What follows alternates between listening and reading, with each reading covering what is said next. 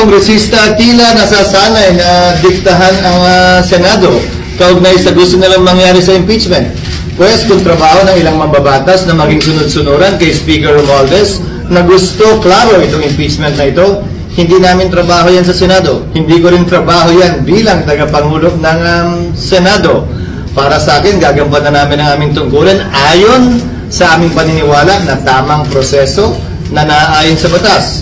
Nung inupuan nila na mahigit 2 buwan itong impeachment complaint, may narinig ba sila sa amin? Nakalagay din sa rules nila immediately ibibigay ng SecGen yung impeachment complaint sa Speaker. Hindi nila ginawa yun sa loob na mahigit 2 buwan. May narinig ba silang reklamo sa amin? Ginalang namin ang kanilang pasya, proseso at pagdidesisyon. Yan sana inaasahan ko rin sa kanila. Subalit maging ganun pa man, hindi ko pwede silang gawin, piliting gawin o hindi gawin ang partikular na bagay. Gayon din sila. Kung nais nila maging sunod-sunuran sa gusto ng kanilang speaker, pues hindi po namin trabaho yan. Sir, bakit sa tingin ninyo may ganong posisyon si Speaker? What is it in for? Siguro naman, klaro naman yun nung simula't simula na wala namang magaganap at mangyayari sa Kamara, lalo na ganong karaming boto kung hindi yan sinang ayunan.